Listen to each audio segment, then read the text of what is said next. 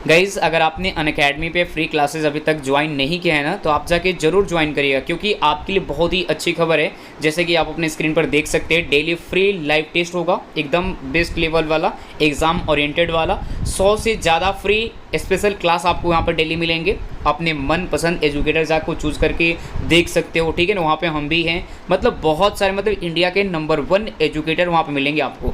जिससे मन चाहे ना आप उससे जाके पढ़ाई कर सकते हो। ये नहीं सोचना है कि हम लोग जाके प्लस में ही पढ़ाई करेंगे, ऐसा कुछ ही नहीं है। वहाँ पे फ्री भी जो बड़े बड़े मतलब एजुकेटर्स, मतलब जो सर लोग हैं, वहाँ पे आपको फ्री भी क्लास प्रोवाइड कराते हैं। तो आप जाके उनका भी फ्री में भी मटेरियल देख सकते हैं, फ्री क्लासेस देख सकते हैं। उसके साथ साथ आपको एसएसबी प्रिपरेशन भी वहाँ पे मिलेगा, डेडिकेटेड डाउट क्लियरिंग सेशन भी वहाँ पे। अब मतलब किसी भी आपको प्रकार का डाउट है सेशन, मतलब क्लास में GK, science, history, geography study, किसी को जो भी हो, मैथ हो, इंग्लिश जो भी हो, आप वहाँ पर आराम से फ़ोटो खींच के आप अपना डेडिकेटेड डाउट क्लियर को कंप्लीट कर सकते हो, पूछ सकते हो। उसके बाद आपको स्टडी वहाँ पे मटेरियल मिलेंगे, पीडीएफ नोट्स वगैरह हर चीज़ें मिलेंगी। उसके बाद अनलिमिटेड प्रैक्टिस सेट भी आपको वहाँ पे मिल जाते हैं। साथ ही साथ आपको स्ट्रक्चर जो मतलब रिकॉर्डेड जो वर्जन में बहुत सारी क्लासेस आपको मिल जाएगी वहाँ पे, कोर्सेज, ठीक है ना। हर चीज़ हर टाइप का है, ठीक है ना। अब देखो एक और हम लोग का ऑफर आया है, लोग कि आप लोग को पता होगा, 1 साल पे 2 महीने फ्री है और 2 साल पे 4 महीने फ्री है, जो कि 31 तारीख तक ऑफर है, ठीक है ना। अब यहाँ पे 20% डिस्काउंट कॉम्बो ऑफर भी चल रहा है, आप लोग देख सकते हैं। 20% तो मिलेगा ही मिलेगा। अगर और 10% डिस्काउंट चाहिए तो हम लोग का कोड यूज़ करेंगे तो 10% और मिल जाएगा, ठीक है ना। तो ये सब चीज़ें हैं। बाकी आप लोग अग्नि एंड डे 2 बैच आ चुके हैं आप सभी के लिए, जो कि इंडिया के नंबर 1 एजुकेटर से इस बैच को तैयार किया गया है, आप लोग देख सकते हैं। और यहाँ पे आज़ादी बैच भी आ चुका है, जो कि आपके बारे में तो इसके बारे में तो पता ही होगा, ठीक है। तो कोई एक बैच जाके आप लोग फटाफट ज्वाइन कर सकते हो, बहुत ही बेस्ट है। चाहिए आप लोग इनरोल करिए, डिस्क्रिप्शन में लिंक दिया गया है। हेलो फ्रेंड्स, कैसे हैं आप लोग? आई होप कि आप सभी लोग ठीक होंगे। तो मेरा नाम है महेश और आप देख रहे हैं हमारे यूट्यूब चैनल ज्ञान ज्योति आशीष ट्यूटोरियल। तो दोस्तों आज हम लोग करने वाले हैं एयरफोर्स नेवी से रिलेटेड जीके के मोस्ट इंपॉर्टेंट क्वेश्चन, जो आपके एग्जाम के लिए बिल्कुल इंपॉर्टेंट होंगे। तो चलिए शुरू करते हैं। और वीडियो को शुरू करने से पहले मैं आपको ये बता दूं कि अगर आप इस वीडियो की पूरी पीडीएफ डाउनलोड करना चाहते हैं तो हमारे इस वीडियो के डिस्क्रिप्शन बॉक्स में टेलीग्राम और इंस्टाग्राम दोनों का लिंक दे दिया गया है। तो सबसे पहले आपको क्या करना होगा, टेलीग्राम चैनल ज्वाइन कीजिए और वहां से सारे वीडियो पीडीएफ फाइल को डाउनलोड कर सकते हैं, ठीक है। तो चलिए शुरू करते हैं। और यहाँ पर देखेंगे पहला क्वेश्चन आप लोग के स्क्रीन के ऊपर ये है। पहला क्वेश्चन ये है कि आधुनिक ओलंपिक खेलों का आरंभ कब हुआ है। तो नीचे में आपको 4 ऑप्शन दिए गए हैं। ऑप्शन ए 1895 ईस्वी, ऑप्शन बी 1898 ईस्वी, और ऑप्शन सी में 1896 ईस्वी, और ऑप्शन डी 1892 ईस्वी। तो यहाँ पे इस क्वेश्चन का राइट आंसर क्या हो जाएगा? ऑप्शन नंबर सी हो जाएगा। सी में क्या है? 1896 ईस्वी हो जाएगा करेक्ट, यानी राइट आंसर, ठीक है। आगे बढ़ते हैं, हमारे पास सेकेंड नंबर क्वेश्चन। ये सारे प्रीवियस ईयर क्वेश्चन है, इसलिए आपको ये क्वेश्चन आपको बिल्कुल याद रखना होगा, ठीक है। देखेंगे क्वेश्चन नंबर 2 आपके स्क्रीन के ऊपर, यह है कि राष्ट्रमंडल खेल का आयोजन पहली बार कब हुआ था। तो नीचे में 4 ऑप्शन दिए गए हैं। ऑप्शन ए वर्ष 1930 ईस्वी में, ऑप्शन बी में वर्ष 1918, ऑप्शन बी सी वर्ष 1932 ईस्वी, और ऑप्शन डी में है वर्ष 1942 में। तो इसका राइट आंसर हो जाएगा ऑप्शन नंबर ए हो जाएगा, यानी वर्ष 1930 में ये जो राष्ट्रमंडल खेल का आयोजन किया गया था, ये पहली बार वर्ष 1930 ईस्वी में किया गया था। तो ये भी आपको याद रखना होगा। आगे बढ़ते हैं, हमारे पास third number question. Question number 3 आपके स्क्रीन के ऊपर है कि राष्ट्रमंडल खेल वर्ष 2018 में कहां पर आयोजित हुए थे। तो आपको ऑप्शन में दिए गए हैं। ए में दिया गया है ग्लासगो में, ऑप्शन बी गोल्ड कोस्ट में, ऑप्शन सी मेलबर्न में, और ऑप्शन डी टोक्यो में। तो यहाँ पे इस क्वेश्चन का राइट आंसर क्या हो जाएगा? ऑप्शन नंबर बी हो जाएगा। बी में कहां पे? गोल्ड कोस्ट में किया गया था, ठीक है।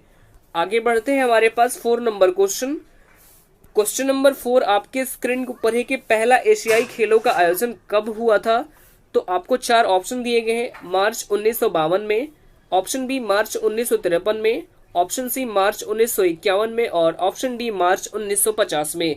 तो यहाँ पे क्वेश्चन नंबर 4 का भी राइट आंसर क्या हो जाएगा? ऑप्शन नंबर सी हो जाएगा, यानी मार्च 1951 हो जाएगा इस क्वेश्चन का राइट आंसर। आगे बढ़ते हैं, हमारे पास 5 नंबर क्वेश्चन। क्वेश्चन नंबर 5 आपके स्क्रीन के ऊपर है कि वर्ष के एशियाई खेलों का आयोजन कहाँ हुआ था।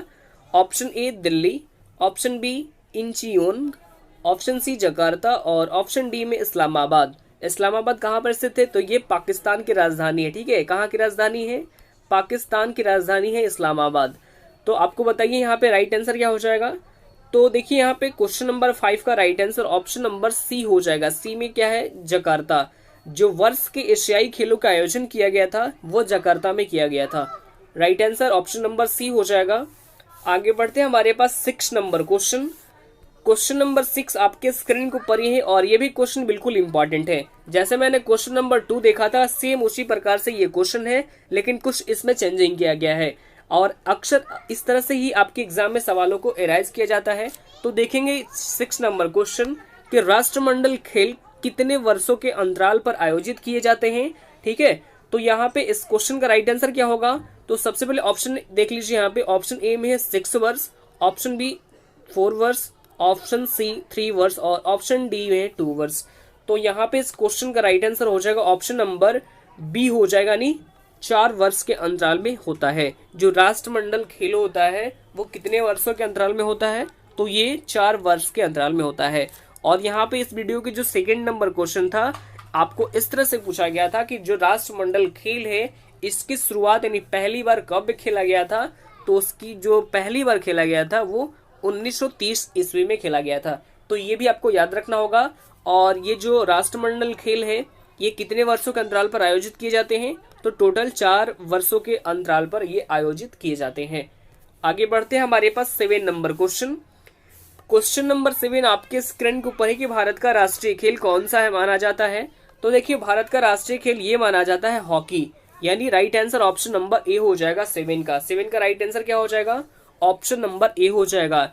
ये तो समझ लीजिए कि जो भारत का ये राष्ट्रीय खेल है ये तो हॉकी है, लेकिन जो क्रिकेट है ये किस कंट्री का राष्ट्रीय खेल है, तो ये बता दो कि इंग्लैंड का राष्ट्रीय खेल है। कहाँ का, इंग्लैंड का राष्ट्रीय खेल ये क्रिकेट है। तो ये सारे आपको याद रखने होंगे। आगे बढ़ते हैं, हमारे पास 8 नंबर क्वेश्चन। क्वेश्चन नंबर 8 आपके स्क्रीन के ऊपर है कि विजय हजारे ट्रॉफी किस खेल से संबंधित है। नीचे में आपको 4 ऑप्शन दिए गए, option A baseball, option B cricket, option C tennis और ऑप्शन डी हॉकी। तो यहाँ पे भी 8 नंबर का राइट आंसर क्या हो जाएगा, ऑप्शन नंबर बी हो जाएगा। बी में हमारे पास क्या है, तो बी में यानी क्रिकेट हो जाएगा राइट आंसर। जो विजय हजारे ट्रॉफी है वो आपको क्रिकेट खेल से संबंधित है। आगे बढ़ते हैं, हमारे पास 9 नंबर क्वेश्चन। क्वेश्चन नंबर 9 आपके स्क्रीन को पढ़े कि बास्केटबॉल के खेल में एक पक्ष की खिलाड़ियों की संख्या कितनी होती है। तो देखिए ये भी आपको याद रखना होगा और ज्यादातर खेल से प्रश्न इस तरह भी पूछे जाते हैं कि किसी खेल का नाम ले लिया जाएगा और इसमें आपको ये भी पूछा जाएगा कि उसमें खिलाड़ियों की संख्या कितनी होती है, या फिर आपको ये पूछा जाएगा कि ग्राउंड की लंबाई चौड़ाई, ये सारी चीजें आपको पूछी जाती है एग्जाम में। तो जो खेल से रिलेटेड जितने भी प्रश्न होते हैं वो आपको बिल्कुल याद होना चाहिए। तो जो 9 नंबर क्वेश्चन है इसका राइट आंसर क्या हो जाएगा, तो इसका जो 9 नंबर है इसका right answer option number A हो जाएगा, यानी 5 हो जाएगा राइट आंसर। ठीक है, यानी जो बास्केटबॉल के खेल होता है उसमें एक पक्ष के खिलाड़ियों की संख्या मात्र 5 होती है। ठीक है, आगे बढ़ते हैं, हमारे पास 10 number question. Question number 10 same इसी प्रकार का क्वेश्चन है कि वाटर पोलो खेल में एक पक्ष के में खिलाड़ियों की संख्या कितनी होती है। जो वाटर पोलो खेल होता है उसमें एक पक्ष में खिलाड़ियों की संख्या कितनी होती है, तो ये होती है टोटल 7 होती है। कितनी, टोटल 7 होती है, यानी राइट आंसर हो जाएगा ऑप्शन नंबर बी हो जाएगा। ठीक है, आगे बढ़ते हैं, हमारे पास 11 नंबर क्वेश्चन। और 11 नंबर क्वेश्चन यहाँ पे ध्यान से आपको देखना होगा ताकि यहाँ से आपको बहुत ही फायदे होने वाले हैं। ठीक है, क्वेश्चन नंबर 11 आपके स्क्रीन को पढ़िए कि हाल ही में भारत का संविधान दिवस ये कब मनाया गया है। तो देखिए ये अभी हाल ही में मनाया गया है 26 नवंबर को। कब मनाया गया है, 26 नवंबर को मनाया गया है। और ये 26 नवंबर को ही क्यों मनाया जाता है, तो देखिए 26 नवंबर 1949 26 नवंबर 1949 को जो हमारा संविधान है ये बनकर तैयार हो गया था और इसी दिन इसे अपनाया भी गया था, जबकि लागू किया गया था 26 जनवरी 1950 को ये लागू किया गया था। ये आपको याद रखना होगा। इसलिए हम 26 जनवरी को हम मनाते हैं रिपब्लिक डे के रूप में और 26 नवंबर को मनाया जाता है संविधान दिवस के रूप में। ठीक है, और अक्सर आपके एग्जाम में इस तरह से भी सवाल पूछे जाते हैं, जो हमारा संविधान है, संविधान ये कितने दिनों में बन के तैयार हुआ था, तो ये बन के तैयार हुआ था 2 साल 11 माह 18 दिन। कितने, आपको यहाँ पे नोट कर लेना होगा, अक्सर ये एग्जाम में पूछा जाता है। 2 साल 11 माह और 18 दिन में ये संविधान हमारा तैयार हो गया था। तो ये आपको यहाँ पे याद रखना होगा। ठीक है, अब यहाँ पे नवंबर माह के सभी इंपॉर्टेंट डेज को डिस्कस कर लेते हैं। तो जो 17 नवंबर है, 17 नवंबर को कौन सा दिवस मनाया गया है? तो 17 नवंबर को मनाया गया international students day. International students day ये आपको 17 नवंबर को मनाया गया है। जबकि वर्ल्ड स्टूडेंट्स डे ये आपको मनाया जाता है 15 अक्टूबर को। कब? 15 अक्टूबर को मनाया जाता है। तो ये आपको याद रखना होगा। 18 नवंबर को कौन सा दिवस मनाया गया है? तो देखिए 18 नवंबर को मनाया गया प्राकृतिक चिकित्सा दिवस और राष्ट्रीय मिर्गी दिवस। ये दोनों ही दिवस मनाया गया 18 नवंबर को। और 19 नवंबर को मनाया गया है विश्व शौचालय दिवस, यानी कि वर्ल्ड टॉयलेट डे। ये भी आपको याद रखना होगा। आगे बढ़ते हैं, हमारे पास 11 हो गया। 12 नंबर क्वेश्चन। क्वेश्चन नंबर 12 आपके स्क्रीन के ऊपर है कि हाल ही में DRDO ने पहली हैवी वेट टारपिंडो को हरी झंडी दिखाई है। तो देखिए ये भी क्वेश्चन आपके एग्जाम के लिए इंपॉर्टेंट है, क्योंकि ये क्या है, डिफेंस से रिलेटेड क्वेश्चन है। ठीक है, यानी डिफेंस से जो भी रिलेटेड प्रश्न होते हैं वो भी आपके अक्सर एग्जाम में पूछे जाते हैं। तो ये आपको बिल्कुल याद रखना होगा। तो इसका नाम है वरुणा अस्त्र। क्या नाम है? वरुणा अस्त्र है इसका नाम। तो ये नाम आपको याद रखना होगा, और नाम भी आपके एग्जाम में अक्सर पूछा जाता है। और ये इंडियन नेवी के लिए तैयार किया गया है, और ये लगभग पूरी तरह से 95% क्या है, स्वदेशी निर्मित है। ठीक है, जो कि 74 किलोमीटर 74 किलोमीटर की रफ्तार से ये हमला कर सकता है। ये आपको याद रखना होगा। सबसे मेन पॉइंट क्या है, इसका नाम आपको बिल्कुल याद रखना होगा। इंडियन नेवी के द्वारा ये तैयार किया गया है, और ये लगभग पूरी तरह से 95% स्वदेशी निर्मित है, जो कि 74 किलोमीटर प्रति घंटा के रफ्तार से ये हमला कर सकता है। अब यहाँ पे हम बात कर लेते हैं DRDO के बारे में। DRDO यानी कि इसकी फुल फॉर्म होती है डिफेंस रिसर्च डेवलपमेंट ऑर्गेनाइजेशन। तो इसकी स्थापना की गई थी 1958 में। कब की गई थी? 1958 में इसकी स्थापना की गई थी, और इसका हेडक्वार्टर आपको नई दिल्ली में स्थित है। और जो वर्तमान में इसके अध्यक्ष हैं ये हैं G सतीश रेड्डी। कौन है? G सतीश रेड्डी, ये वर्तमान में DRDO के अध्यक्ष हैं। तो ये भी आपको यहाँ पे नोट कर लेना होगा। आगे बढ़ते हैं, हमारे पास 13 नंबर क्वेश्चन। प्रश्न संख्या 13 आपके स्क्रीन के ऊपर ये है कि हाल ही में नरेंद्र सिंह तोमर ने भंगवाड़ा मेगा फूड पार्क का उद्घाटन किस राज्य में किया गया है? तो देखिए ये भी क्वेश्चन आपके एग्जाम के लिए बिल्कुल इंपॉर्टेंट है। तो भंगवाड़ा मेगा फूड पार्क ये स्थित है पंजाब में। कहाँ पर स्थित है? पंजाब में स्थित है। और इसका उद्घाटन पंजाब के कपूरथला जिले में किया गया है, जो कि लगभग 108 करोड़ की लागत से तैयार किया गया है। कितने करोड़ की लागत से? 108 करोड़ रुपए की लागत से तैयार किया गया है। और इसका उद्घाटन अभी हाल ही में किया गया है नरेंद्र सिंह तोमर जी के द्वारा। और यहाँ पे नरेंद्र सिंह तोमर जो कि प्रेजेंट टाइम में हमारे कृषि मंत्री हैं। तो सबसे पहले हम यहाँ पे पंजाब के बारे में डिस्कस कर लेते हैं। पंजाब की राजधानी क्या है? राजधानी है चंडीगढ़। चंडीगढ़ पंजाब की राजधानी है। मुख्यमंत्री है कैप्टन अमरिंदर सिंह, और राज्यपाल है VP सिंह बदनौर। कौन है? VP सिंह बदनौर यहाँ के राज्यपाल हैं। तो ये भी आपको नोट कर लेना होगा। आगे बढ़ते हैं, हमारे पास 14 यानी 14 नंबर प्रश्न। प्रश्न संख्या 14 आपके स्क्रीन के ऊपर ये है कि हाल ही में किस राज्य ने पूरे राज्य में हिम सुरक्षा अभियान की यानी जो शुरू किया है? तो देखिए इसकी शुरुआत अभी हाल ही में की गई है हिमाचल प्रदेश में। कहाँ पे की गई है? हिमाचल प्रदेश में की गई है। यानी इस क्वेश्चन का right answer option number C हो जाएगा।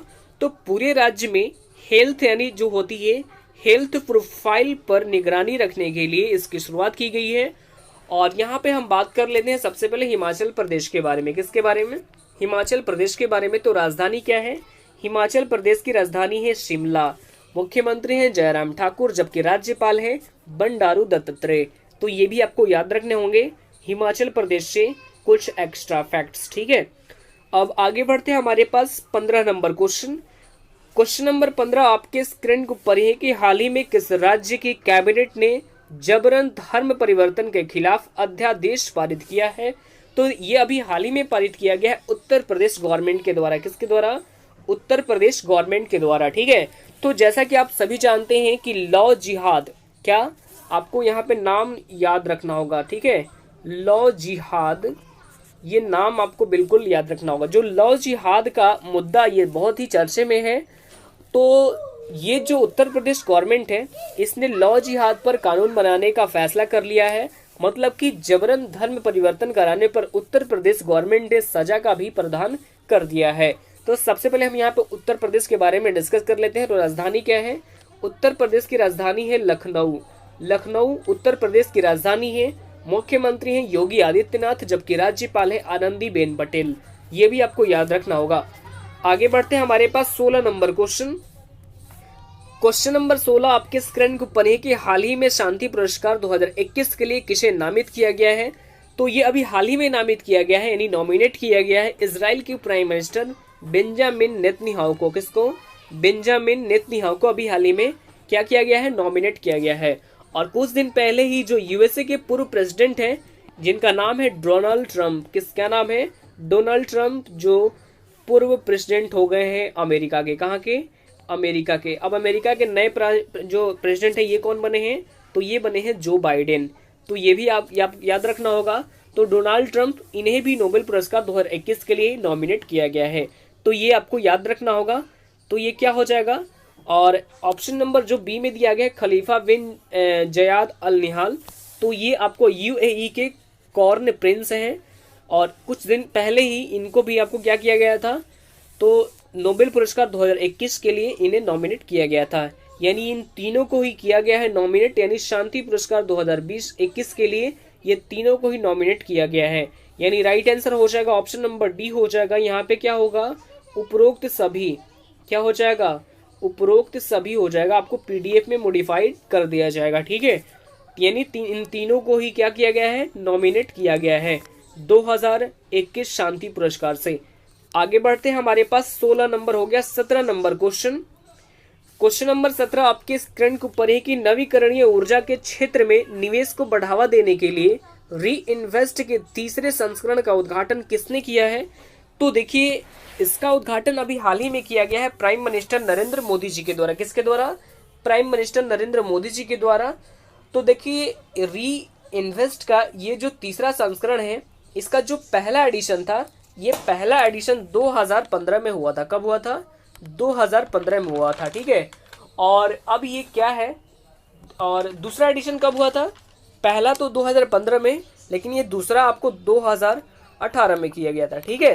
तो ये आपको याद रखना होगा। और ये अब है क्या? तो देखिए, नवीकरणीय ऊर्जा, या इसे ही आप कह सकते हैं अक्षय ऊर्जा, मतलब कि जो कभी भी समाप्त नहीं होती है। और इसी उत्पादन जो उत्पादन है, इसको कमी भी किया जा सकता है, क्योंकि ये आपको नेचुरल रिसोर्सेज पर निर्भर करता है। और जैसे आप एग्जांपल ले लीजिए, जैसे कि सौर ऊर्जा यानी कि सोलर एनर्जी, बायोमास, पवन ऊर्जा, भूतापीय ऊर्जा, ये सभी क्या है? एग्जाम्पल है। यानी नवीकरणीय ऊर्जा के लिए इसी को क्या कहे जाते हैं? नवीकरणीय ऊर्जा के क्षेत्र में इन्वेस्टमेंट को बढ़ावा देने के लिए री इन्वेस्ट समिट का आयोजन यानी उद्घाटन किया गया है प्राइम मिनिस्टर नरेंद्र मोदी जी के द्वारा। तो ये आपको याद रखना होगा। आगे बढ़ते हैं, हमारे पास 18 नंबर क्वेश्चन। क्वेश्चन नंबर 18 आपके स्क्रीन के ऊपर है कि 2021 में पैरा ओलंपिक खेलों का आयोजन कहाँ किया जाएगा? तो ये भी आपको याद रखना होगा, क्योंकि ये फ्यूचर की बात है, 2021 की बात है, ठीक है। तो इसका आयोजन किया जाएगा जापान में। कहाँ पे किया जाएगा? जापान में किया जाएगा, ठीक है। और ये 2021 में अगस्त से लेकर सितंबर के बीच में किया जाएगा। कब किया जाएगा? अगस्त से सितंबर के बीच में ये आयोजित किया जाएगा। तो ये भी आपको याद रखना होगा। और जापान की यदि बात करें तो कैपिटल क्या है? कैपिटल है टोक्यो। जापान की कैपिटल टोक्यो है। करेंसी है येन। और प्राइम मिनिस्टर है योशिहिदे सुगा। तो ये भी आपको याद रखना होगा। आगे बढ़ते हैं, हमारे पास 19 यानी 19 नंबर प्रश्न। प्रश्न संख्या 19 आपके स्क्रीन के ऊपर है कि अमेरिका के नए राष्ट्रपति सुरक्षा सलाहकार कौन बने हैं? तो ये अभी हाल ही में बन गए हैं जे सुलिवान। कौन बने हैं? जेक सुलिवान बन गए हैं, ठीक है। और जो आपको ऑप्शन नंबर ए में दिया गया है, तो ये तो अमेरिका के राष्ट्रपति बन गए हैं। तो ये दोनों ही आपको याद रखना होगा, ठीक है। तो सबसे पहले हम यहाँ पे अमेरिका के बारे में डिस्कस करें तो राजधानी क्या है? राजधानी है वाशिंगटन डीसी और करेंसी है डॉलर। ये आपको याद रखना होगा। और राष्ट्रपति तो ये आपको डोनाल्ड ट्रंप अभी हाल ही में अभी तो है, लेकिन जनवरी 2021 से जो अमेरिका का राष्ट्रपति होंगे वो अब हो जाएंगे जो बाइडेन, ठीक है। अमेरिका के स्पेस एजेंसी का नाम क्या है? तो ये है नासा। नासा क्या है? अमेरिका की स्पेस एजेंसी का नाम है। जैसे इंडिया की स्पेस एजेंसी का नाम है इसरो, वैसे ही नासा जो है वो अमेरिका के स्पेस एजेंसी का नाम है। और नासा का मुख्यालय ये आपको वाशिंगटन डीसी में स्थित है, ये भी आपको याद रखना होगा। और अमेरिका का जो संसद का नाम है ये है कांग्रेस। संसद का नाम क्या है? कांग्रेस है, ठीक है। ये भी आपको याद रखना होगा। जैसे इंडिया में एक कांग्रेस पार्टी है, भारतीय जनता पार्टी जैसे है उस तरह से एक भारतीय कांग्रेस पार्टी भी है यहाँ पे, तो ये भी आपको याद रखना होगा, राष्ट्रीय कांग्रेस पार्टी, ठीक है। आगे बढ़ते हैं, हमारे पास 20 यानी 20 नंबर क्वेश्चन। क्वेश्चन नंबर 20 आपके स्क्रीन के ऊपर है कि लिविंग गार्ड कंपनी के नए ब्रांड एम्बेसडर ये कौन बनाए गए हैं? तो ये अभी हाल ही में बन गए हैं सौरव गांगुली। कौन बने हैं? सौरव गांगुली बन गए हैं, यानी right answer option number C हो जाएगा। सौरव गांगुली ये अभी हाल ही में कहाँ के? लिविंग गार्ड कंपनी के नए ब्रांड एम्बेसडर बनाए गए हैं। और जो लिविंग गार्ड कंपनी है ये मास्क बनाने वाली कंपनी है। क्या बनाने वाली है? मास्क बनाने वाली कंपनी है, तो ये आपको याद रखना होगा। और जो सौरव गांगुली है ये वर्तमान में बीसीसीआई के 39वें क्रम के अध्यक्ष भी हैं, तो ये आपको याद रखना होगा, ठीक है। तो आज के लिए इतना ही। अगर आपको ये वीडियो अगर आपको अच्छा लगा तो वीडियो को लाइक कीजिए, कमेंट कीजिए और अपने स्टडी ग्रुप में एटलीस्ट एक शेयर भी कीजिए, ठीक है। तो चलिए फिर मिलते हैं नेक्स्ट वीडियो में, तब तक के लिए bye bye, take care, all the best, thank you.